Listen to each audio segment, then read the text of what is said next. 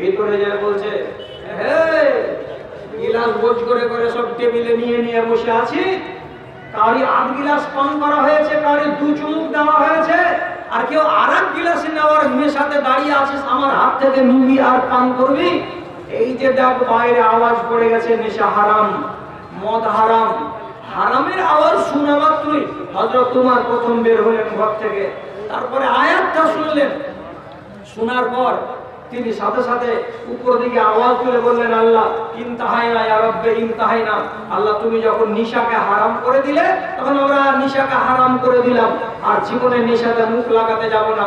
মদিনার গলি গলিতে এত কলসি ভাঙলো, এত ঘোড়া ভাঙলো, এত বাসন ভাঙলো, মদ সমেত সমস্ত বাসনগুলোকে ভেঙে মদিনার রাস্তা রাস্তাকে কাদা কাদা করে দিল সাহাবীরা। এত পিয়ারা জিনিসটাকে ভেঙে আছাড় করে ফেলে দিল, যেহেতু আল্লাহ তাআলা নেশাকে হারাম করে দিয়েছেন। তাহলে আল্লাহর ইতাআত ওরা কবুল করে নিয়েছে, নিজেদেরকে মুমিন বলে আল্লাহর সামনে পেশ করেছে। এই কথা তো 1450 বছর আগে এসেছে, আমার এই দেশের লোকেদের কাছে কি সেটা আসেনি? এসেছে। আরে এটা তো দূরের কথা, হাদিসে লেখা আছে কি, আমার তুকুম বি40 ওয়া নাহাইতুকুম বি40 আন 40, আমি তোমাদেরকে 4টা কাজের আদেশ করছি এবং 4টা জিনিস থেকে তোমাদেরকে বারণ করছি। 4টা জিনিস থেকে হে আমার সাহাবীরা তোমাদেরকে আমি বারণ করছি। আমি তোমাদের নবী, আমার কথাকে মান্যতা দাও, আমার কথাটা কবুল করো। রাসূল কি বললেন? তোমাদের সামনে 4 প্রকারের বাসনকে হারাম ঘোষণা করা হলো।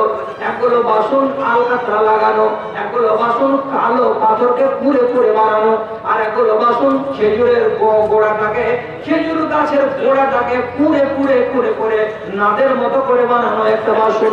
আর একটা বাসন হলো কি, আমাদের দেশে যে কদু হয়, যে তরকারি খায় যে কদু, সেই কদুটা যখন পেকে যায় বড় হয়ে, তখন কদুর ভেতরের মাংসটাকে টেনে বের করে দিয়ে কদুর খোলটাকে বাসন বানানো হয়। এই বাসনটাকে আল্লাহ পাকের রাসূল নাম নিলেন, নেয়ার পরে বলছেন এই 4টা বাসন তোমাদের উপরে হারাম করে দেওয়া হলো যে আমার উম্মতিরা। কেন হারাম করা হলো? এই 4 প্রকারের বাসনে তোমরা বিগত দিনে মদ ভিজাতে, খেজুর ভিজাতে, আঙ্গুর ভিজাতে, দারু বানাতে, আর এই বাসনগুলোতে তোমরা মদ পান করতে। এই জন্য তোমাদের বাড়িতে যেন বাসনগুলো না থাকে। বাসন যদি থাকে মদ বলে মনে পড়ে যাবে, বাসন যদি থাকে তোমার ভেতরটা বিষ বিষ বিষ বিষ করে উঠতে পারে। অতএব না থাকবে বাঁশ, না বাজে বাঁশুরি, না থাকবে বাসন, না তোমার মদের খেয়াল আসবে। এই জন্য আল্লাহ রাসূল 4 রকমের বাসনকে হারাম ঘোষণা করে দিলেন। সাহাবায়ে কেরাম মদ তো হারাম হওয়া দূরের কথা, 4 রকমের বাসন পর্যন্ত তারা বাড়িতে রাখলো না, সবকে ভেঙে ভেঙে ভেঙে ভেঙে খান খান করে দিল। এটা রাসূলের ইতাআত, এটা নবীর ইতাআত। এটা যদি কেউ করতে পারে তাহলে ওকে মুমিন বলে ডাকা যাবে, আর যদি করে দিতে না পারে তাহলে তাকে মুমিন বলে ডাকা যাবে না। আজ এই দেশের লোক আপনি আর আমি কি এটা করে দিতে পেরেছি? আজও যারা টাকাওয়ালা লোক আমাদের দেশে, তাদেরকে মদ থেকে রহিত করা যায় না। রাতের বেলায় দামি দামি মদ এনে 1 গ্লাস করে খাচ্ছে শরীর ভালো করার জন্য। মদ খোর 2 রকমের আছে, একগুলো মদ খেয়ে রাস্তা রাস্তা তাফালিং করে, আর একগুলো লোক মদ খায় নিজের শরীরকে ভালো করার জন্য। যারা শরীরকে ভালো করার জন্য মদ খায় তারা জীবনে জানতে দেয় না লোককে যে আমি মদ পান করি, অথচ ওরা মদ পান করে, ওরা দামি দামি মদ পান করে এবং বেশি পান করে না, 1 গ্লাস 8 গ্লাস করেই পান করে। তাকে আপনি বুঝতে পারবেন না, তাকে আপনি চিনতে পারবেন না। তাহলে তারা কি আল্লাহর ইতাআত করেছে? আল্লাহর ইতাআত করা কাকে বলে? তাহলে আপনি করতে পারলেন না তো নিজেকে মুমিন বলে ডাকবেন কিসের দোহাই দিয়ে? পারছি না, এখন পর্যন্ত আপনাকে মুমিন বলতে পারছি না।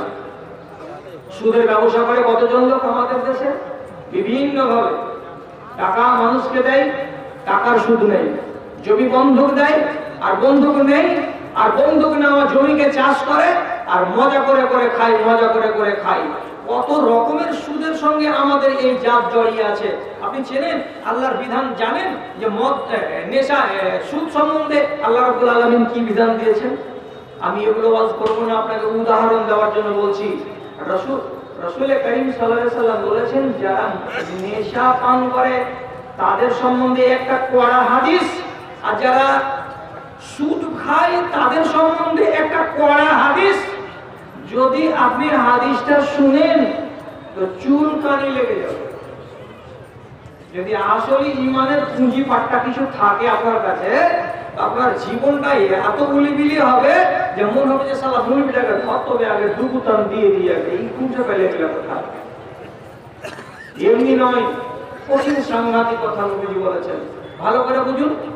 যত রকমের নেশাখোর আছে, যত রকমের মদখোর আছে, তিরাঙ্গা বলেন, গুটখা বলেন, ফাঁসাগিরি বলেন, আর বলেন, খৈনি বলেন, গুল বলেন, জর্দা বলেন, বিলাস বলেন, সব যত রকমের নেশা আছে সমস্ত নেশা করতে বলছি। আল্লাহ রাব্বুল আলামিনের নবী বলছেন, মুদমিনুল খামরে কাআবিদে ওয়াসানিন, রাওয়াহু ইবনে মাজাহ। যারা নিয়ম করে প্রতিদিন নেশা করে, সেটা ছোট নেশা হোক কিংবা বড় নেশা হোক, যেমনি নেশা করে কোন মানুষ, সে মানুষটা কেমন? আল্লাহ পাকের নবী বলছেন, তোমার বাড়ির পাশে যদি একটা লোক থাকে, যে লোকটা দিবারাত্রি মাটির প্রতিমার পূজা করে, মাটির দেব দেবীর পূজা করে, তাকে বলা হয় মূর্তি পূজারী। কিয়ামতের দিন মূর্তি পূজারীরা আল্লাহর জান্নাতে যাবে না, আল্লাহর জান্নাতে প্রবেশ করবে না। নবীজি বলছেন, একজন লোক নিয়ম করে যদি নেশা পান করে, ওই লোকটা কেমন হলো? তো তার বাড়ির পাশে একটা লোক যেমন মূর্তি পূজারী আছে, ওই লোকটার মতো সেই লোকটাও হয়ে গেল। এর মানেটা কি? মূর্তি পূজারী কিয়ামতের দিন জান্নাতে যাবে না, তেমনি আদত করে নেশাখোর ব্যক্তিটা ওই মূর্তি পূজারীর মতো আল্লাহর জান্নাতে যেতে পারবে না। আপনার তুলনা কার সাথে দেওয়া হলো? কাআবিদে ওয়াসানিন। একটা প্রতিমার পূজারী লোক যেমন, একটা মুসলমান নেশাখোর লোক তেমন। তাহলে ওতে আর আমাতে তফাৎটা কোথায়? থামতে পারেন তো থামেন, না থামলে আমার করার কিছু নাই। যারা সুদের ব্যবসা করে আর যারা সুদকে খায়, তাদের সম্বন্ধে নবীজির হাদিসটাকে নিজের মগজে তুলেন, তারপরে মানার মানসিকতা তৈরি করেন। রাসূল বলছেন, সুদের 70টি গুনাহ আছে, সবথেকে যেটা হালকা গুনাহ সেটা কি? আল্লাহ রাসূল কি বলছেন? আইয়ানকে হার রাজুলু বিউম্মিহি। যে লোকটা সুদ খায় সে লোকটা কেমন? যেন কি সেই লোকটা তার নিজের মাকে বিয়ে করলো, আর দুনিয়ার মেয়ে ছেলেকে বাদ দিয়ে নিজের মাকে বিয়ে করে মাকে ঘরের ভেতরে নিয়ে গেল এবং মায়ের সঙ্গে শারীরিক সম্পর্ক কায়েম করলো।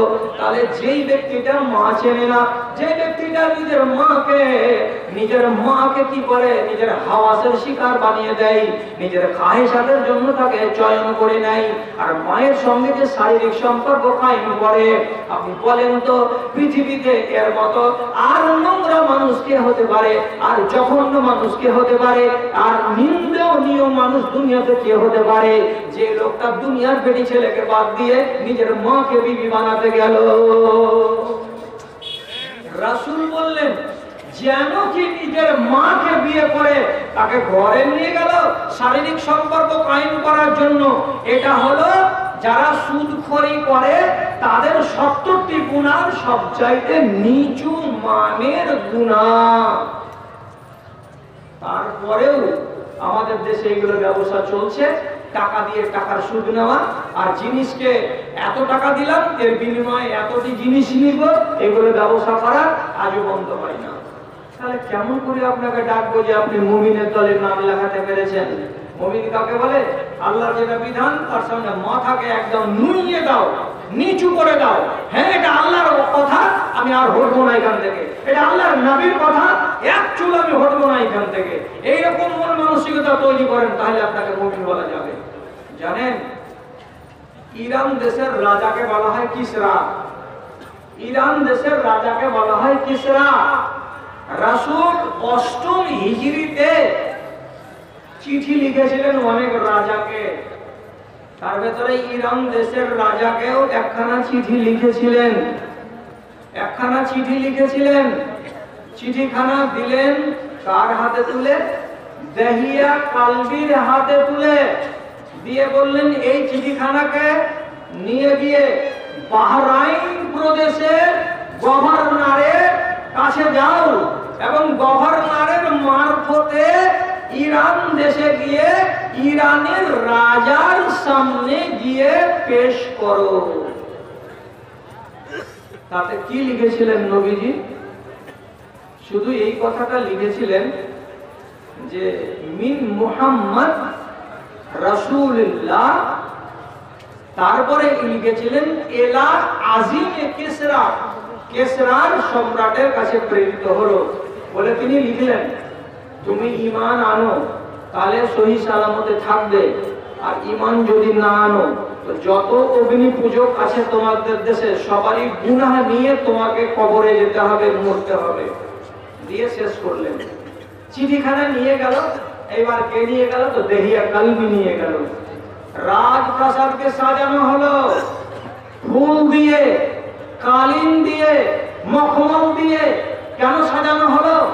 আরব দেশ থেকে, মক্কার মাটি থেকে একজন লোক চিঠি নিয়ে এসেছে বাদশার নামে। কাজে এটা ছোট মোটো ব্যাপার নয়, বাদশার দরবারকে যত করে সাজাতে হয় অত করে সাজানো হলো। তারপর এবার দেহিয়া কালবি চিঠিখানাকে নিয়ে তার দরবারে যখন গেল, তখন আগে থেকে কিছু লোক বলছে এই মাথাটাকে উট পাখির মতো করে উপর দিকে কেন করে আসো, মাথা নিচু করো। আমাদের রাজার সামনে যেতে গেলে মাথা নিচু করে যেতে হয়। দাহিয়া কালবি বলছে মাথা 1 ইঞ্চ নিচু হবে না, দরকার পড়লে আরো 1 ইঞ্চ উপর দিকে উঠবে। মাথা নিচু করে যাব না তোমাদের রাজার কাছে। যতটি বন্দুকধারী আছে, যতটি বল্লমধারী আছে, সবাই বড় বড় চোখ করে দেখছে কি করা যায়। আমাদের রাজার বেয়াদবি মেনে নিয়ে একে এইভাবে যেতে দিব রাজার কাছে? আটকে দিয়েছে। যখন এই খুদুর বুদুর শুরু হয়েছে, তখন রাজা ওইখান থেকে বলছে শোনো শোনো শোনো শোনো, ওই লোকটার কাছ থেকে চিঠিটাকে নিয়ে নাও তো, নিয়ে আমার কাছে নিয়ে আসো। ওকে এখানে আসতে দিও না, আমি রাজা সিংহাসনে বসে আছি, এখানে ওকে আসতে হবে না। তখন একজন লোক এসে বলছে দেন দেন চিঠিখানা দেন, দেন কি চিঠি আছে, চিঠিখানা আমার হাতে দেন। তো এই টাইমে দেহিয়া কালবি এতগুলো মিলিটারি, এতগুলো জোগানদার, এতগুলো পহরাদার, তার সামনে রাজা একটুও ভয় না করে জোর শব্দে বলছে খবরদার, রাজা ছাড়া কোনো একজন মানুষ আমার হাত থেকে চিঠি নেওয়ার চেষ্টা করিও না। চিঠি যদি আমাকে ফেরত নিয়ে মক্কা চলে যেতে হয় সেটাও ভালো, কিন্তু আমি তোমাদের হাতে চিঠি দেব না, আমি তোমাদের হাতে চিঠি দেব না, আমি রাজার হাতে চিঠি দেব। তখন লোকেরা বলছে আরে বেকুব ইনসান, চিঠিখানা আমাকে দাও না, আমি তো তোমার চোখের সামনে রাজার হাতে তুলে দেব, তো তুমি কেন দিতে রাজি হচ্ছ না? রাজা চিঠি পাবে, তোমার চোখের সামনে পাবে, দাও চিঠিখানা আমাদের হাতে দাও। আব্দুল্লাহ বিন হুযায়ফা রাদিয়াল্লাহু কি বলছেন? তোর যুক্তি মানব না আমি আমার ফরমান মানব নবী? তোর বুদ্ধি মানব না আমার বুদ্ধি মতো আর আমার নিজের ইচ্ছা মতো কাজ করব? তোর বুদ্ধি যদি আমি মানতে যাই তো আমার ঈমানের ভেতরে ফাটা চলে আসবে। তোর কথা মানব না, আমি আমার মতো করে করব, যেভাবে আমাকে আমার নবী হুকুম দিয়েছেন, তাহলে আমার ঈমান তাজা হবে এবং আমি রাসূলের ইতাআত করে দেখাতে পারবো। কাজে আমাকে আমার মতো করে চলতে দাও, আমি তোমার মতো চলতে যাব না। তো বলছে তাহলে মুখ যে নিচে করে যেতে হবে আমাদের রাজার কাছে, তো তুমি যে মুখ উঁচা করে আছো। তো বলছি এটা আমাদের অভ্যাস, আরব দেশের লোকেরা, আমরা কোনোদিন মুখ নিচে করে হাঁটি না, কাজে মুখ আমরা উঁচা করে হাঁটবো। তো বলছে একবারে বড় বড় চোখ করে যে রাজার দিকে দেখছো, চোখে চোখ ফেলে তাকায়, শুধু এটা বেয়াদবি নয়, কত বড় তুমি হিম্মত বলা যে রাজার চোখে চোখ ফেলে তাকাইছো। কি করতে হবে তাহলে? রাজার পথ দিকে চোখ ফেলতে হবে আমাকে? বলছে তুমি চোখটাকে একটু নিচুমুখী করে মাথাটাকে একটু ঝুঁকিয়ে ঝুঁকিয়ে আদবের সাথে এগিয়ে যাও, তাহলে তোমাকে আমরা এগুতো দেবো, নাহলে এগুতো দেবো না। দেখারও হিসাব কিতাব আছে। নিজের মর্জি মতো দেখতে গেলেই বেশি সুখ আছে, পরের মর্জি মতো দেখতে গেলে সুখ নাই। একটা 14 বছরের ছেলেকে দেখতে এসেছিল গ্রামের লোক জামাই বানাবো বলে। তো ওকে জিজ্ঞেস করে বলছে, আরে বাবা হাল চালাতে জানো? বলছে ধর হাল চালাতে জানি না, 13 বছর বয়স থেকে হাল চালাচ্ছি। তো বলছে হাল যে তুমি চালাও তো কোন দিকে মুখ করে হাল চালাও? তখন এই ছেলেটা বলছে, এই শালা কোন আদিবাসী দেশের এগুলো লোক মনে মনে বলছে যে হাল কোন দিকে মুখ করে চালাই, এটা কি কোনো প্রশ্ন হলো? নিশ্চয় এদের মনে কোনো ভেজাল আছে। তো ভেজাল করবো আমি বাহির করে দিয়েছি। বলছে কোন দিকে মুখ করে হাল চালাও? তো বলছে এতদিন তো এদিকে মুখ করে চালাছিলাম, যেদিন থেকে তোমার বিহার কথা হয়েছে সেদিন থেকে মনিরামপুরের দিকে মুখ করে হাল চালাচ্ছি। আর মুখ আমি করি না। এটা আবার কেমন কথা হলো যে এদিকে মুখ করে হাল চালাও? মানে তো তোমার জমিখানে কি এই মনে মুখ করা আছে? হাল মনে জুড়লি হলো। এই শালা বেকুবি করছে যে চোখ ওর চোখে ফেলছো কেন, আর ওর উপর দিকে তাকাচ্ছ কেন, নিচু দিকে ভদ্রভাবে তাকাও। এ বলছে না, এটা করা যাবে না। শেষে দিশা না পেয়ে রাজা ওইখান থেকে হাঁক মেরে বলছে, ছেড়ে দে রে, ওকে আসতে দে, আমার কাছে আসতে দে। একবারে হম হম হম হম করে হাঁটতে হাঁটতে ওর কাছে গিয়ে এবার তখন ওর পাশে যে দুটো লোক পাখা দিয়ে বাতাস করে, ওরা তখন হাত বাড়িয়ে বলছে, দাও চিঠি করে দাও। বলছে ফের আবার ওই কথা, তোমার হাতে কেন চিঠি দিল? আর রাজা তখন বলছে, এগুলো সবই তো আমার লোক, এরা তো সবই আমার আজ্ঞা বাহক, আমার ইশারাতে এরা উঠে আর বসে, এদের হাতে চিঠিখানা দিলে তোমার অসুবিধাটা কি হবে? তো উত্তর দিয়ে বলছে, আব্দুল্লাহ বিন হুযাফা, অসুবিধা আমার এটাই হবে যে আল্লাহর রাসূলের হুকুমটাকে অমান্য করা হবে, আল্লাহ রাসূল যেটা আমাকে বলেছেন সেটা আমার অস্বীকার করা হবে। নবীজি আমাকে বলেছিলেন এই চিঠিখানা নিয়ে যাও, আর যাওয়ার পরে দেহিয়া কালবি আমাকে বলে দিলেন রাজার হাতে চিঠিখানা তুলে দাও। অতএব আমি তোমার হাতে তুলে দেব, দুনিয়ার অন্য কোনো মানুষের হাতে তুলে দেব না। তাহলে আমার রাসূলের ইতাআত করা হবে, তাছাড়া ইতাআত করা আমার হবে না। জি, এর নাম ইতাআত। ঘটনা অনেক বড় আছে, ওদিকে যাব না। চিঠি পড়ার পরে চিঠি ছিঁড়ে ফেলে দিল। রাসূল শুনতে পেলেন যে আমার চিঠি ছিঁড়ে ফেলে দিয়েছে। আল্লাহ রাসূল সাথে সাথে বদদোয়া করে দিলেন, যেমন করে আমার চিঠিকে ছিঁড়ে ফেলেছে তেমনি করে আল্লাহ তোমার মুলুকটাকে টুকরা টুকরা করে দিও, যেমন আমার চিঠিকে সে টুকরা টুকরা করে দিয়েছে। ইরান দেশ টিকেনি, ইরান দেশের এক রাজা মরলো, তো তারপরে আর রাজা হলো না। আল্লাহ রাসূল দখল করে নিলেন, তার সাহাবীরা দখল করে নিলেন, আর কেসরার রাজা হতে পেল না। আমি ওখানে যাচ্ছি না, আমি এখানেই থাকছি। আপনাকে শুধু বলতে চাইছি যে আমার 5000 7000 ভাইয়েরাকে আমাকে সবাইকে বলতে হচ্ছে, তোমরা সব মুসলমান, তোমরা এখনো মুমিন হতে পারেনি। মানুষকে মুমিন বলতে পারা যাচ্ছে না কেন? এরা 100% আল্লাহ এবং আল্লাহ রাসূলের ইতাআতের দিকে এখনো নিজেকে লাব্বাইক বলে ডাকতে পারেনি, হ্যাঁ বলতে পারেনি। জি হ্যাঁ, কথা বলুন এখানে বসে বসে মায়ের লাল, হিম্মত করে কথা বলবেন, আড়ালে কথা বলার কোনো প্রয়োজন নেই। আল্লাহ পাকের রাসূল একটা ভাষণ দিয়েছিলেন বিদায় হজের দিন, তাতে তিনি বলেছিলেন, ইন্না দিমালাকুম ওয়া আমওয়ালাকুম ওয়া আরাযাকুম হারামুন আলাইকুম কাহুরমাতি ইয়াউমিকুম হাযা ওয়া ফি শাহরিকুম হাযা ওয়া ফি বালাদিকুম হাযা। আমার উম্মতিরা, ভালো করে জানো, একজন মুসলমানের উপরে অন্য মুসলমানের 3টি জিনিস হারাম, 3টি জিনিস হারাম, 3টি জিনিস হারাম। ঠিক কি? আরেক মুসলমানের মাল তোমার উপরে হারাম, আরেক মুসলমানের ইজ্জতকে নষ্ট করা তোমার উপরে হারাম, এবং আরেকজন মুসলমানের রক্ত ঝরিয়ে দেওয়া তোমার উপরে হারাম। অতএব কোনো মুসলমানের মাল লুটে নেবে না, কোনো মুসলমানের রক্ত ছড়াবে না, কোনো মুসলমানের ইজ্জত নিয়ে খেলা করবে না। এই 3খানা জিনিসকে আল্লাহ রাব্বুল আলামিনের নবী হারাম বলে ঘোষণা করেছেন।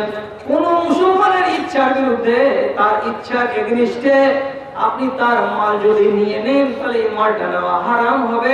রাসূল নিজে বললেন এটা হারাম, এটা হারাম। যদি এই হাদিসটাকে আপনারা বুঝে নিয়ে থাকেন, তাহলে আপনাদের সামনে কি আমি সাহস করে বলতে পারি যে মেয়ের বাবা মজবুর, লাচার, নিরুপায়, ওর উপায় নাই, যার কারণে আমরা বেটা ছেলেরা 70-90 জন নওজোয়ান ছেলে আমরা কি করছি, মজবুর করে মেয়ের বাবাকে বাধ্য করে তার কাছ থেকে লাখ, 1.5 লাখ, 1.25 লাখ টাকা করে বিবাহের আগে আদায় করে নিচ্ছি। আর সেই টাকা দিয়ে আমি আমার গাড়ি, বিবাহের গাড়ি সাজাচ্ছি, আর ওই টাকা দিয়েই আমি আমার বিবাহ তুলছি, আর ওই টাকা দিয়েই আমি পালসার গাড়ি কিনছি। এবার আপনাকে বলছি, আপনি কি আল্লাহ রসুলের ইতাআত করতে পেরেছেন?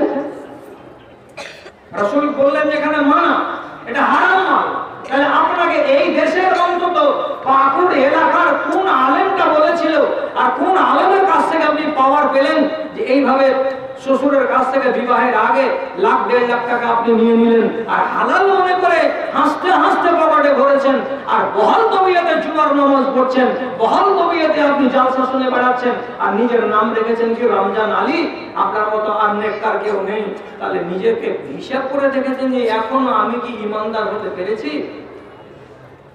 পরের মালকে নিয়ে নিলেন, নেওয়ার পরে নিজেকে ইমানদার বানাতে চাইছেন। ভালো করে কথা বুঝেন, রাগ করিয়েন না।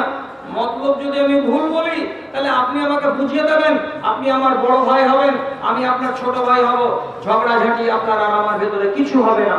কি বলতে চাইছি, রাসূল 1450 বছর আগে বলেছেন কি, ইন্নান নাসা ইয়াখরুজুনা মিনাদ দীনি আফওয়াজা কামা দাখালু ফিল ইসলামি আফওয়াজা।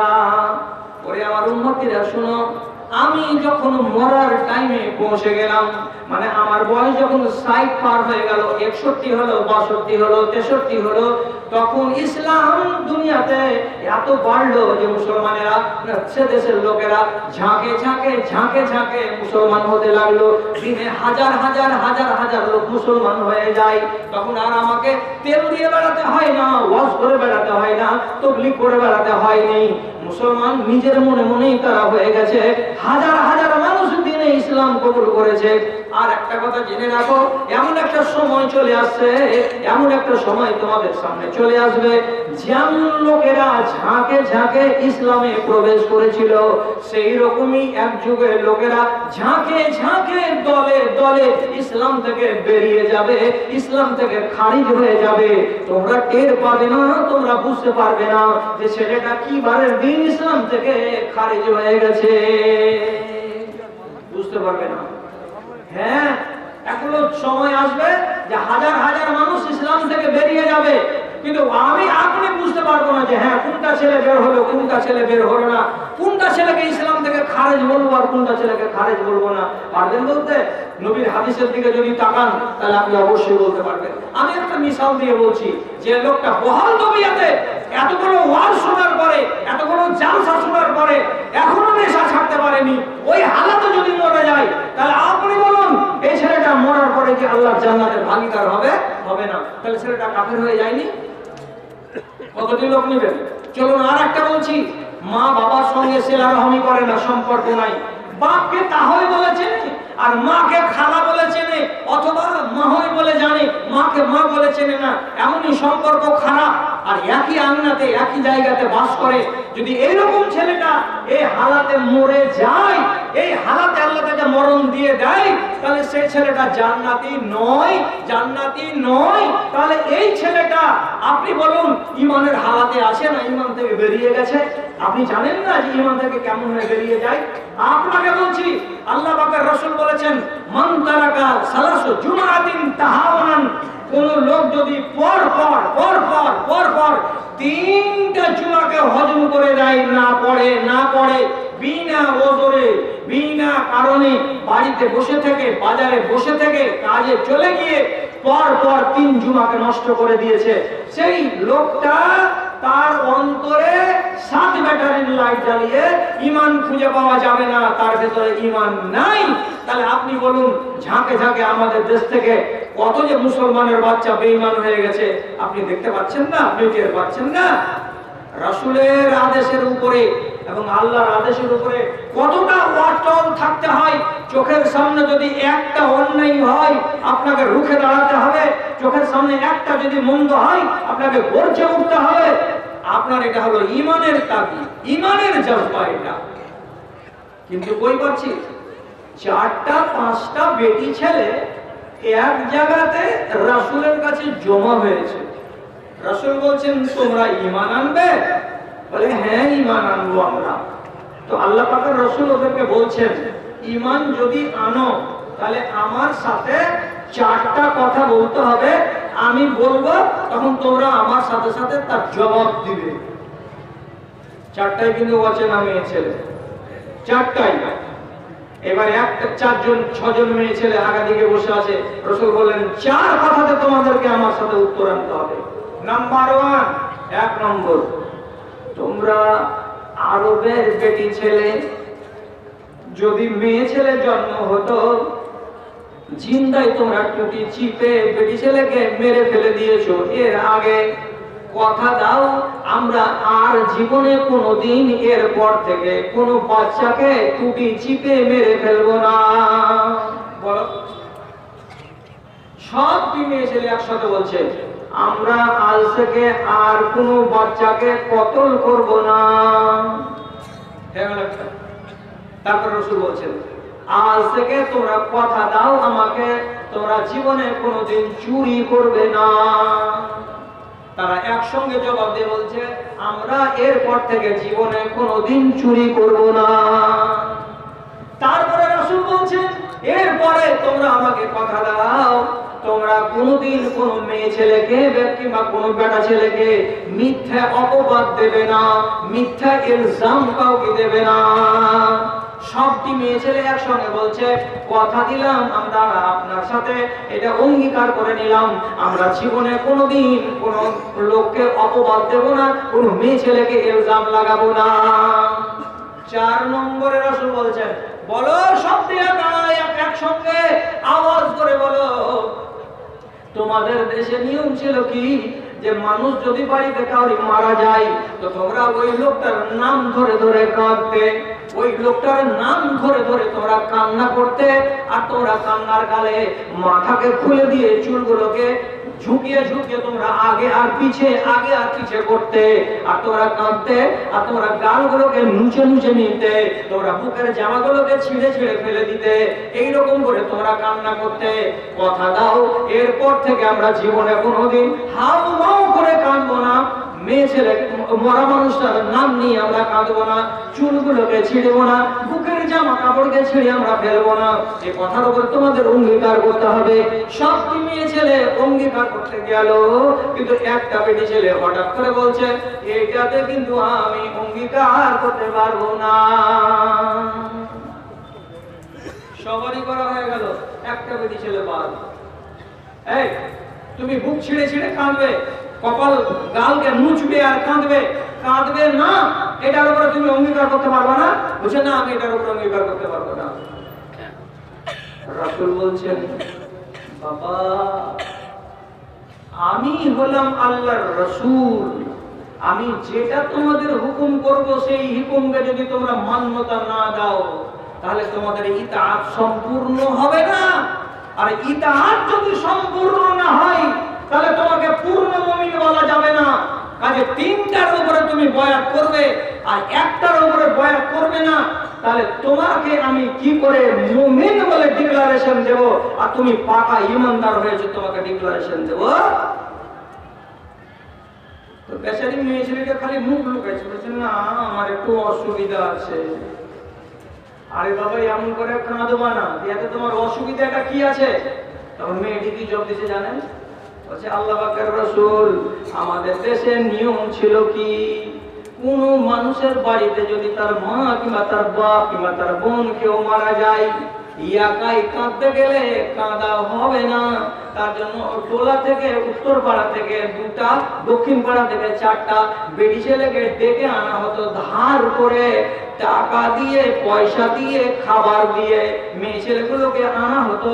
ওরা একসঙ্গে বসে বসে মিলে মিলে কান্না করতো রহিমার মা আজ মারা গেছে, হায় রে রহিমা আজ থেকে মা বলে কাউকে ডাকতে পাবে না, হায় রে রহিমার মা কত যে রহিমাকে ভালোবাসতো, আজ থেকে রহিমাকে কে ভালোবাসবে, হায় রে। জামাত জামাত করে আমরা কান্না করে দিয়েছি। এর আগে কেন কান্না করে দিয়েছি?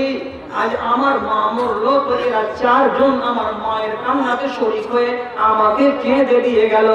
আমাকে ওই টোলার একটা মেয়ে ছেলে আমার মা মরার দিন কেঁদে দিয়ে গেছে, সাহায্য করে দিয়ে গেছে। এবার যতদিন ওর বাড়িতে কেউ মরা না মরবে আর আমি কেঁদে সোজ করে দিতে না পারবো, ততদিন তো আমি গাদ্দার হয়ে যাব, আমি তো ধোঁকাবাজ হয়ে যাব। আল্লাহ রসুল আজকে যদি আমি অঙ্গীকার করে দিই আর ওই 3 দিন পরে যদি ওই মেয়ে লোকটার মা মারা যায়, তাহলে আমি তো বসে থাকবো, ওর মা মারাতে আমি কান্না করতে পারবো না। তখন বেটি ছেলেটা আমাকে কি বলবে, ছুঁচকি তুই তোর মার কারণ আমাকে কেঁদে নিয়েছিস আর আমার মার বেলা তুই কেঁদে দিবি না। তো সোজ করে দিয়ে আল্লাহ রসুল আমি কয়দিনে ওর মা মরছে না মরছে দেখি, তো মরুক, ওর মরা হবে আর ওর মাকে কেঁদে আমি যখন সোজ করে দিব তখন আপনার কাছে এসে আপনার কাছে বয়াত করে নিব, আমি রাজি হয়ে যাব। হলো একটা ওর মজবুরি আছে যে আমি কথার বাঁধনে পড়ে আছি। সেদিন আর ইতাআত করলো না, সম্পূর্ণ বাড়ি গেল। আর বাড়ি যাওয়ার পরে অন্য রিওয়ায়াতে পাওয়া যাচ্ছে কি এক বেলা, অন্য রিওয়ায়াতে পাওয়া গেল কি একদিন পরে তখন আবার রাসূলের কাছে এসে বলছে, কান্নাটা যখন নিজের মা মরতে গেলে, স্বামী মরতে গেলে গাল লুচে আর চুল ছিঁড়া কান্না করতে পাবো না, তো পরের মা মরতে গেল তো ওইটাকে আর কান্না করতে পাওয়া যাবে? এটা যদি বাদ হয় তো ওটাও বাদ। ওকে কোন রকম করে বুঝিয়ে দিব, চাল ধান 8 কেজি 5 কেজি দিব দিয়া, কিন্তু আমি এটাতে পিছিয়ে পড়ে থাকবো না। আল্লাহ রসুল এবার 3 দিন পরে এসে রাসূলকে বলছেন, যেই ইতাআতটা করিনি আর না করার কারণে আপনার আমি ইতাআত থেকে দূরে পড়ে আছি। আল্লাহ রাসূল নিজেকে বড্ড অভাবী লাগছে, নিজেকে বড্ড হালকা মনে হচ্ছে যে আমার সঙ্গী মেয়ে ছেলেগুলো পাকা মুমিন হতে পারলো আর আমি এখন অভাগী মেয়ে ছেলে, আমি এখনো পাকা মুমিন হতে পারলাম না। তার জন্য আজকে এসেছি আবার আপনার কাছে। আমি যে কথাটার উপরে আপনার সামনে বয়াত করিনি, আজ আপনার সামনে আমি বয়াত করার জন্য রাজি হয়েছি। আপনি আমার বয়াতটা নিয়ে নেন। আল্লাহ পাকের রাসূল 4টা কথা আবার তার মুখ থেকে বয়াত নিয়ে নিলেন। আমি আর পরে বললেন, যাও আজ থেকে তোমাকে পাক্কা মুমিন বলে আমি দাবি করব, কেন যে তুমি আল্লাহ পাকের নবীর কিতাবটাকে কবুল করে নিয়েছো। আল্লাহ, এতটি কথা হয়ে গেল আমাদের সামনে, আমার ভাইদের সামনে, কিন্তু ওদের মাথা হলো এটাই যে আল্লাহ তাআলা নিষেধ করে দিচ্ছেন, যতক্ষণ ওদের দিলে ঈমান না বসছে আর ঈমানের প্রতিফলন ওদের ব্যবহারে দেখতে না পাওয়া যাচ্ছে, ততক্ষণ এদেরকে মুমিন বলা যাবে না। আর ওই শর্ত অনুযায়ী আমার জাত ভাইদেরকে দেখতে গেলাম, এক একজন এক এক দোষে দুষ্ট, এক একজন এক এক রোগের রোগী, কেউ না কেউ কোনো না কোনো রোগে আক্রান্ত অবশ্যই হয়ে আছে। আল্লাহ আপনাদের আর আমাদের হিফাজত করে। ছোট ছোট কথা চোখের সামনে ঘটে যাচ্ছে, মন্দ হয়ে যাচ্ছে, আপনি প্রতিবাদ করতে পারছেন না, তার মানে হলো এই এখনো আমাদের ঈমানের ভেতরে সেই দুর্বলতা আছে, থেকে গেছে, যেটাকে আমরা দূর করতে পারিনি। কথাটা শুনুন কান পেতে, আর কথাটাকে হেফাজত করার চেষ্টা করুন। তুরস্কের মাটিতে লড়াই হলো। সেই তুরস্কের মাটিতে লড়াইয়ের কালে হযরতে মুয়াবিয়া নিজে আছেন সামরিক বাহিনীর প্রধান। যুদ্ধ যখন শেষ হলো, তো তুরস্কের মাটিতে যে সোনা পাওয়া যায় সেই সোনাটা বড্ড খাঁটি। তখন যোদ্ধা সাহাবীরা এরা করলো কি, যুদ্ধ শেষ করার পরে নিজের পকেটে যার যেটা ছিল বাজারে গিয়ে সোনা বদল করতে লাগলো। এটা সোনা কোথাকার? মদিনা। আর এবার সোনাটা বদল হবে কোথায়? তুরস্কে। তো সোনা দিয়ে সোনা বদল, সোনা দিয়ে সোনা বদল, চাঁদি দিয়ে চাঁদি বদল। মদিনার সোনা দিয়ে দিবে আর তুরস্কের সোনা কিনে নিবে। ঝাঁকে ঝাঁক সাহাবী সোনার ব্যবসা করতে শুরু করলো মার্কেটের ভেতরে। তখন উবাদা বিন সামিত বলে এক সাহাবী ওদেরকে বাজারের ভেতরে জোর আওয়াজ দিয়ে বলছেন, ও লোকেরা, আরে তোমরা কি নবীর হাদিস শুনোনি হে? আরে তোমরা কি নবীর হাদিস শুনোনি হে? কি রে ভাই, কি বলছো? নবী বলেছেন, আসহাবু বিযাবে ইয়াদান বিয়াদিন রিবান ওয়াল ফিজ্জাতু বিল ফিজ্জাতি ইয়াদান বিয়াদিন রিবান। তোমরা যদি সোনার বদলে সোনা কিনো আর চাঁদির বদলে চাঁদি কিনো তাহলে এগুলো হলো হারাম। সোনার বদলে সোনা কিনা হারাম, চাঁদির বদলে চাঁদি কিনা হলো হারাম। তুমি এইরকম করে কিনতে পারো না। তুমি তোমার দিনার দিয়ে সোনা কিনে নাও, তুমি তোমার দিরহাম দিয়ে সোনা কিনে নাও, কিংবা তোমার আর কোন সম্পত্তি দিয়ে দিনার সোনা কিনে নাও, চাঁদি কিনে নাও, এটা কিনা জায়েজ আছে। কিন্তু একগুলো সোনা দিবে আর আরেকগুলো সোনা কিনবে, এভাবে সোনার বদলে সোনা কেনা জায়েজ নয়, চাঁদির বদলে চাঁদি কেনা জায়েজ নয়। আল্লাহ পাকের নবী নিষেধ করে রেখেছেন। আমরা মদিনায় থাকাকালে তার মুখ থেকে শুনেছি, তার জন্য তোমাদেরকে বারণ করছি। ওরে আমার ভাইরা, ওরে আমার দাদারা, খবরদার খবরদার তোমরা এই নাপাক কাজটা করতে যাবে না, না হয়তো তোমরা আল্লাহ পাকের রাসূলের নাফরমান হয়ে যাবে। কেউ শুনলো না, যেহেতু কথাটা শুনতে হবে না, ও কি পড়েছে না পড়েছে ওর কথাতে কান দিছি না, কিন যার যেটা মন লাগছে সে সেটা কিনতে গেল। এই তখন হাঁটতে হাঁটতে চলে গেল সোজা মুয়াবিয়ার কাছে।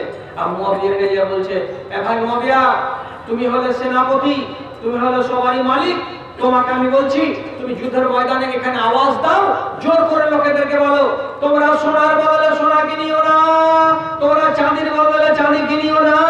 আল্লাহর নবীর হাদিসে নিষেধ আছে, কাজে নিষেধ কাজ করতে গেলে তোমরা নাফরমান হয়ে যাবে আল্লাহর রাসূলের। আল্লাহ বলো, তাহলে তোমার যত সাথী আছে সবাই কিন্তু মন্দ কাজে জড়িয়ে গেছে। তখন হযরতে মুয়াবিয়া নিজে মাথাটাকে একটু নিচু করে থেকে তারপরে তার সামনে মুখ উঠিয়ে বলছে, ইন্নী লাম আরা ফিহি বাসান। ওরে ভাই সাদ বিন ওবাদা বিন সামিত, আমি তোমাকে বলছি তুমি যে জিনিসটাকে হারাম বলছো ওই জিনিসটা কিন্তু আমার মগজে হারাম আমাকে লাগে না, আমাকে এটা হারাম করার ইচ্ছা করে না, আমার মন বলছে এটা করা জায়েজ আছে। আর যখন এরকম কথাটা বলা তখন এই ওবাদা বিন সামিত বলছে, আমি তোমাকে নবীর হাদিস শোনাচ্ছি আর তুমি আমাকে তোমার মনের কথা বলছো। নবীর হাদিস মানা করছে এটা করিও না, আর তোমার মন বলছে এটা করা যাবে। তাহলে বলো তো তোমার মনের দাম বেশি না আল্লাহ পাকের নবীর হাদিসের দাম বেশি? কোনটা দাম বেশি আছে তোমার মুখ থেকে আমি শুনতে চাই। তোমার মনের কথার দাম বেশি না নবীর হাদিসের দাম বেশি? বলো। ও জবাব না দিয়ে কেটে পড়লো। সাহাবায়ে কেরাম ব্যবসা জুত করে নিলেন। এবার সব বাড়ি ফেরার পালা। ও নিজে সিরিয়াতে ওর বাড়ি, সাথে ওবাদা বিন সামিত, আর সিরিয়াতে গেল না, মিলিটারিদের সাথে উঠলো না, সরাসরি মুখ চালিয়ে হাঁকাতে সিরিয়া পার করে ইরাক পার করে মদিনা চলে এলো। মদিনা এসে ঘোরাফেরা করছে।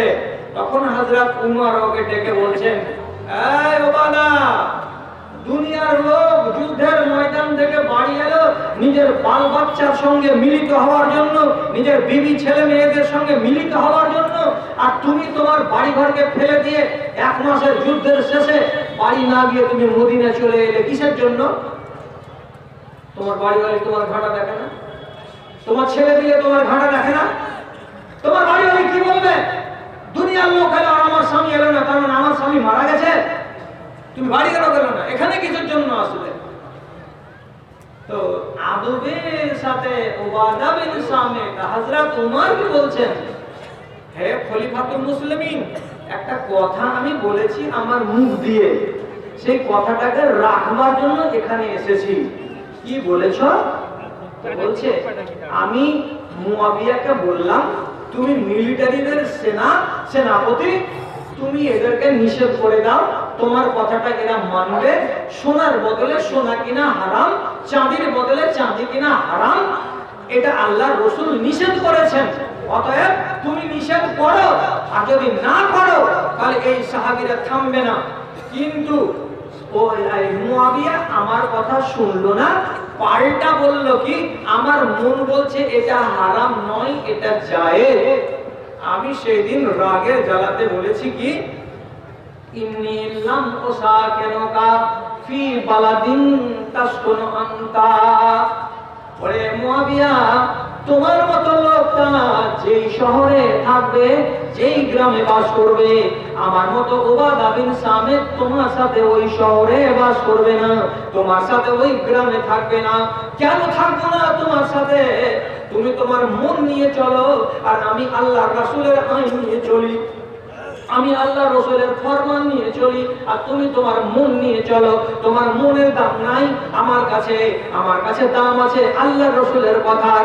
কাজে তোমার মতো লোকটা তুমি আল্লাহ রাসূলের অর্ডারকে পিছে ফেলে দাও, আর তোমার মন মতো তুমি রাজত্ব চালাতে চাও। এই জন্য তোমার মতো লোকের কাছে আমি থাকবো না, বাস করবো না। এই কথাটা বলে রাগ করে আমি চলে এসেছি খলিফাতুল মুসলিমিন।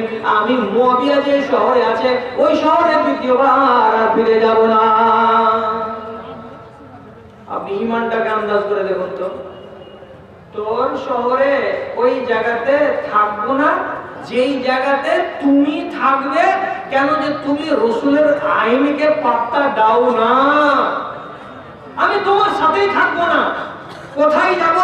যেখানকার লোকেরা আল্লাহর আইনকে পাত্তা দেয়, আল্লাহর রাসূলের আইনকে মর্যাদা দেয়, সেই জায়গাতে আমি জীবনটাকে কাটাবো। তোমার সাথে সিরিয়ায় আমি জীবন কাটাবো না। এই কথাটা বলে চলে এসেছি। হযরত ওমর রাদিয়াল্লাহু তাআলা আনহু ঘটনাটা যখন শুনতে পেলেন, তো শোনার পরে বলছেন, ও উবাদা বিন সামিত, তোমার মতো নেককার, তোমার মতো দিনদার, তোমার মতো আল্লাহওয়ালা একজন সাহাবী যে দেশে থাকবে না, সেই দেশটা হলো অভাগা, সেই এলাকাটা হলো কপাল পোড়া। ওই দেশ থেকে তুমি যে চলে এসেছো, সেখানকার লোক অভাগা হয়ে যাবে, ওইখানকার লোক বদনসিব হয়ে যাবে। আমি চাই না যে তুমি তোমার নিজের দেশটাকে ছেড়ে মদিনা চলে এসো। এই ভেবে রাজা তোমার করলেন কি, একখানা চিঠি লিখে দিলেন। কাকে? ওখানকার খলিফাকে, ওখানকার গভর্নরকে মুয়াবিয়াকে চিঠি লিখে দিয়ে বলছেন, মুয়াবিয়া, আমার এই ভাই, তোমার এই ভাই, আল্লাহর নবীর খাঁটি উম্মতি উবাদা বিন সামিত যে হাদিসটা বলেছে, এটা সত্য কথা, এটা ন্যায্য কথা, এটাই হলো বরহক কথা। এই কথাটাকে আমি মানি এবং তুমিও মানো, আর তোমার সমস্ত দেশের লোককে হাদিসটাকে মানতে বলো। তোমরা যেটা করেছো সেটা ভুল করেছো, তোমরা আগামী দিনে আর এই রকমের কাজ করবে না। আল্লাহর নবীর হুকুম যাতে নষ্ট হয়ে যায়, আল্লাহর নবীর হুকুম যাতে পয়মাল হয়ে যায়, এমন অশুভনীয় কাজ তোমরা করবে না। এই কথা বলে তাকে একখানা চিঠি লিখে দিলেন। আর সে চিঠিখানা দিয়ে ফুসলিয়ে ফুসলিয়ে উবাদা বিন সামিতকে হযরত ওমর রাদিয়াল্লাহু তাআলা সিরিয়ায় পাঠিয়ে দিলেন। এবার আপনারা মর্যাদাটা বুঝতে পারছেন। রাসূলের একখানি হাদিস পয়মাল হয়ে যাওয়া, রাসূলের একখানা হাদিসকে অগ্রাহ্য করা, যে দেশের লোক তাকে মান্যতা দেয় না, যে সেই জায়গাতে তিনি থাকতে রাজি হলেন না। তাহলে এর ঈমান কত তেজ, এবং এর আল্লাহর রাসূলের ইতাআতের বেলা কত বুকটা বড়, তার মনটা কত উদার, এবং সেই লোকটা কত নেক লোক। আপনি আল্লাহ রাসূলের কতটি কতটি বিধানকে অগ্রাহ্য করেছেন, উপেক্ষা করে চলেছেন। বাড়িতে হিসাব লাগাবেন। বেশি পেয়েছেন বাড়িতে, আর ট্যাঙ্কির পানি পেয়েছেন বাড়িতে, ঝর্ণা জুড়ে দিলেন, আর পানি পড়তে আছে, 10 ডোল গেল না 12 ডোল গেল, খেয়াল করতে পারলেন না। এত ডোল পানি আপনি বহিয়ে গোসল করেন, নিজেকে একবার কালকে ভাববেন, এত বালতি পানি নষ্ট করে শুধু আমাকে গোসল করতে হবে, এটা কি রাসূলের হাদিসে পাওয়া যায়? যদি বলে হ্যাঁ পাওয়া যায় তাহলে করবেন, আর যদি না পাওয়া যায় তাহলে এখান থেকে বাঁচার চেষ্টা করবেন। বাড়িতে লাখ টাকার বাড়ি বানিয়েছেন, বাহির বারান্দাতে বেসিন লাগিয়ে রেখেছেন, বেসিনের সামনে খাড়া হলেন, আর নিজে আয়নার সামনে চেহারাটাকে দেখে শেভিং ক্রিম গোটা গালে লাগালেন, আর লাগিয়ে দেওয়ার পরে নিজের হাতে রেজার চালিয়ে গোটা থুতনিটাকে, গোটা গালটাকে, গোটা মুখটাকে চেঁচে পরিষ্কার করে দিলেন। এভাবে পরিষ্কার করে দেওয়া যদি আল্লাহর নবীর বিধানের মধ্যে থাকে, করে দেবেন, কোনো অসুবিধা নেই। আর যদি আল্লাহ রাসূলের বিধানের ভেতরে একে না পাওয়া যায়, তাহলে হাতখানার উপরে আপনি পাবন্দি লাগান, আপনার হাতখানাকে আটকিয়ে দেন যে না, এই কাজের দিকে তোমার হাত বাড়ানো পা বাড়ানো জায়েজ নয়। এই করে করে আল্লাহ এবং আল্লাহ রাসূলের এক একটি ফরমানকে, এক একটি আদেশকে আপনি যতদিন পর্যন্ত অগ্রাহ্য করে যাবেন, ততদিন ঈমানের সীমানা থেকে আপনি দূরে পড়ে থাকবেন। আর যতটুকু যত মান্যতা দিতে পারবেন, তত তত তত তত আপনি ঈমানের উপর সীমানাতে যেতে পারবেন। মনে রাখবেন, ইসলাম নামক গাছটিতে, ইসলাম নামের গাছটিতে ইসলাম হলো পাতা আর ঈমান হলো ফল। ফল যদি না থাকে, খালি যদি গাছটাতে পাতা থাকে আর ফুল থাকে, তাহলে এই দ্বীনের গাছে শুধু শুধু পাতা আর ফুল আপনি যেমন রাজি হবেন না দেখতে কোনো গাছে, তেমনি আল্লাহ রাজি হবে না দেখতে আপনাকে। আপনার এই দ্বীনের গাছে যেন পাতা থাকে এবং ফুল থাকে, আর তার সাথে সাথে জায়গায় জায়গায় যেন ফল ধরে, তাহলে আপনি ওই গাছকে ভালোবাসবেন।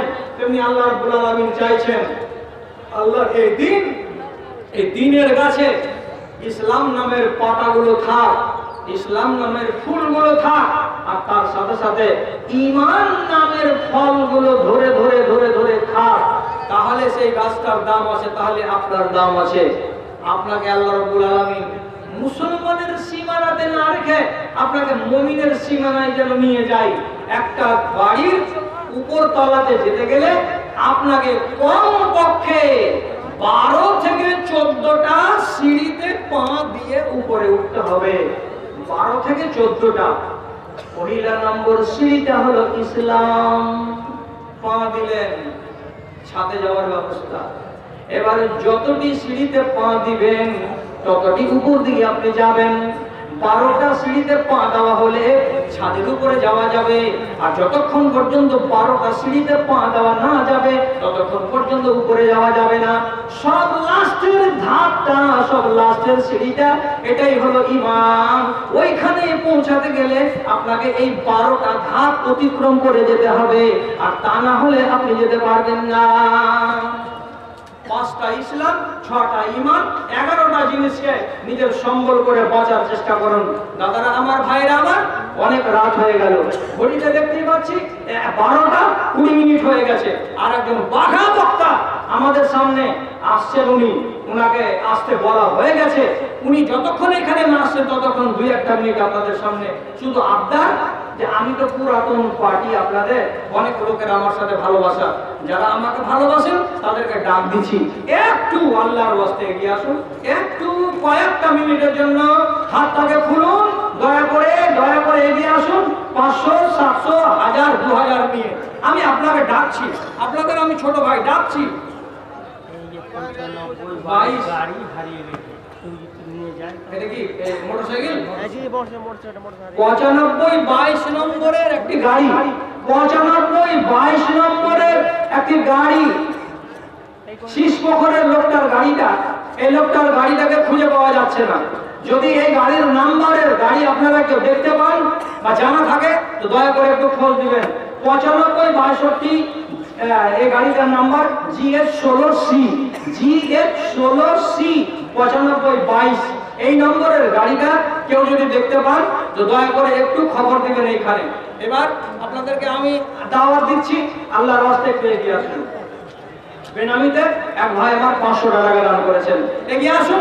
আমি আপনাদের কাছে 20-30টা কলম চাইছি, 20-30টা কলম। আর একটা কথা বলে দিই, ভারত এখন খুব গরম। কিসে গরম? তো ভারত গরম হয়েছে তালাকের মশলাতে গরম। প্রধানমন্ত্রী আমাদেরকে গরম করে দিয়েছেন তালাকের মশলা দিয়ে। তালাকের মশলা যদি শিখবেন, আমের গাছের তলায় 15 থেকে 20টা লোক তাড়াতাড়ি করে হাজির হন। আপনাদেরকে বলছি, তালাকের বিধান নামক এখানে 150 পাতার বই আপনাদের সামনে নিয়ে এসেছি। 40টি টাকা দিয়ে আপনাকে 150 পাতার বইখানা নিতে হবে। তালাকের বিধান তাড়াতাড়ি করে নিয়ে নেবেন, দূরের লোক নিয়েন না, এই গ্রামের লোকগুলোকে নিতে দিয়ে। আপনাদের গ্রামে যাবো তখন আপনারা নিবেন। 20-25টা লোক ওখানে যান, 40 টাকা দিয়ে নিয়ে নেন বইটা। তালাকের বিধান। 2 টাকা পেলাম, 500 করে। আমি চাইছিলাম 2-4-5টা লোক আপনারা আসুন, 1000 টাকা করে। আমি আপনাদের কাছ থেকে পেতে চাইছি। আপনারা আমার খুব পুরাতন ভাই, আপনারা আমার খুব পুরাতন ভক্ত, আপনাদেরকে আমি খুব ভালোবাসি যেমন আপনারা আমাকে ভালোবাসেন। এগিয়ে আসুন। একথা শোধালে হৃদয় আমার সত্যি রহিয়া যায়, কেন প্রতিদিন ভারত ভূমিতে মুসলিম জবাই হয়। রামের দেশে রবে রাম ভক্তরা, তাদের বড় সমাদর, দেশের সেবক যত সব ওরা মুসলমান দাগাবাজ চোর। মাথা মোটা এই বজ্জাত রাখে ইতিহাসকে দেখায়, কেন প্রতিদিন ভারত ভূমিতে মুসলিম জবাই হয়। সব টাকা কি আপনারা দিয়ে দিয়েছেন চাদরে না হাতে হাতে বলেন তো? আরেকজন আমার ভাই 50 টাকা দান করেছেন, আল্লাহ তাআলা তাকে সাদরে গ্রহণ করুন। আরেক ভাই দিয়েছেন 100 টাকা, মাশাআল্লাহ। আরেকজন দিয়েছে 100 টাকা দান করে বাক্সবান। আরেকজন দিয়েছে 30 টাকা। আরেকজন আমার ভাই 5